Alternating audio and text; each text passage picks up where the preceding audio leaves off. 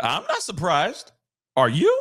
P-A-S-C-A-L. What's up, y'all? It's your boy Pascal back at it again with another pop-up video. Be sure to follow me on all my social medias, The Pascal Show, one word. Hit that like button down below. And let's not forget to crush that subscribe button if you're watching on YouTube. And if you're watching on Facebook, hey, don't forget to crush that follow button on Facebook as well, baby. If this is your first time checking out this channel right here. Anyway, we got to jump into this story. Listen, guys, I'm not surprised. I know I said it just a second ago in the intro, but still, I got to say it again. I'm not surprised. Bryan Kohberger is looking at some serious charges. He could be looking at the DP for being alleged of taking the lives of 4 University of Idaho students. He is looking at the ultimate price, possibly. He's looking at the DP right now, y'all, if found guilty. So he is fighting for his life. Now, I understand there's certain people out here in the world that feel that he innocent. Well, let me say this. Hey, if that's your bag, baby, enjoy it. I feel otherwise. But I will say this to keep it fair, because he is still innocent until proven guilty in a court of law. This is still great news for defense. They get time to build a stronger argument, big time. But it's also great for prosecution as well. Get some more time to build their argument as well. But before we go into that, into more of that, let's take a look at this article here really quick. So his trial has been delayed indefinitely, y'all. He has waived his right to a speedy trial. So we ain't seeing nothing in October, maybe a few months, maybe a few years. Let's continue. So the quadruple M suspect, we got to use these code words, Bryan Kohberger, had his October trial delayed indefinitely after he waived his right to a speedy trial. So no date was set for the future trial, which now will be in months or even years. And listen, guys, I understand a lot of us are like, oh, dag nabbit, kicking the dirt, being upset about this. But let me say this really quick. We want the right prosecution. We want the right defense so that when he does get found guilty or innocent, there's no argument. There's no loopholes. There's no pushback over it. There's no crazy conspiracy theories, but let me be real. There's going to be conspiracy theories whether he's found guilty or if he's found innocent. Let's keep that real, okay? But nonetheless, this gives them time to build arguments on both sides of the fence. But let's continue. Despite wanting a resolution as soon as possible, the prosecution did not object, agreeing that this was the best option at the time. Now, obviously, it's just giving them more time, y'all, to get their ish together. The defense said they were not ready to set a new trial date. Why do you think they're not ready for a new trial date? Let's not forget, or at least remember when Bryan Kohberger said his alibi was that he was driving in the middle of the night by himself and just enjoying himself, all by himself. Whilst at the same time, 4 individuals lost their lives. How convenient. He has no other person that we know of so far, unless they're hiding that, unless they're holding that till the trial. They have nobody else out here that can sit there and corroborate his story because he was driving alone. You see what I'm saying? So, of course, the defense is going, oh, no, yeah, this is great. We need a little bit more time. We need a bit more time. Yeah, this is a perfect opportunity for them to build their argument, y'all. Build.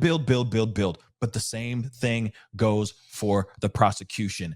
More time gives them more time to build strength in their narrative. So that is good news, I could say, on both sides. Or I can see how both sides can look at this and say, this is good news. But I do feel for the families, the victims' families. It's not great news. If you really think about it, these families have to deal with this every single day. They have to hear headlines. They have to be harassed by reporters and podcasters and all that stuff, constantly asking them for their opinions, interviews, and so on and so forth. Their son or their daughter's names plastered all over articles and videos every single day.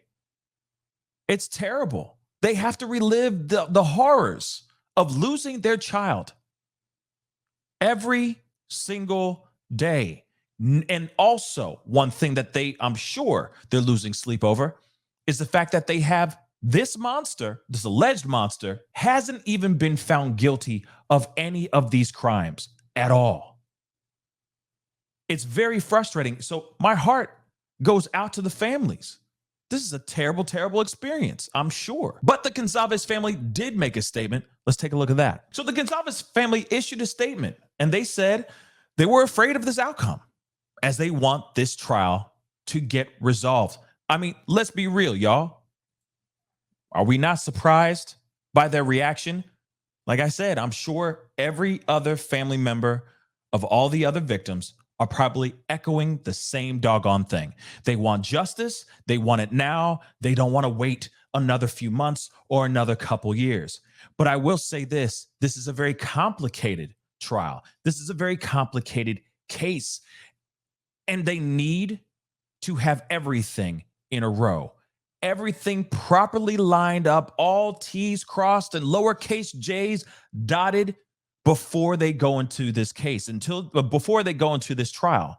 If they don't do that, this alleged monster could slip through the cracks, or they could get an innocent man locked up. It is going to be one hell of a trial to watch and witness, trust and believe. And I will say this too. I do feel in my bones that there's going to be crazy amounts of experts. It's going to be expert heavy trial, either on both sides, defense and prosecution, or it might only be on one side.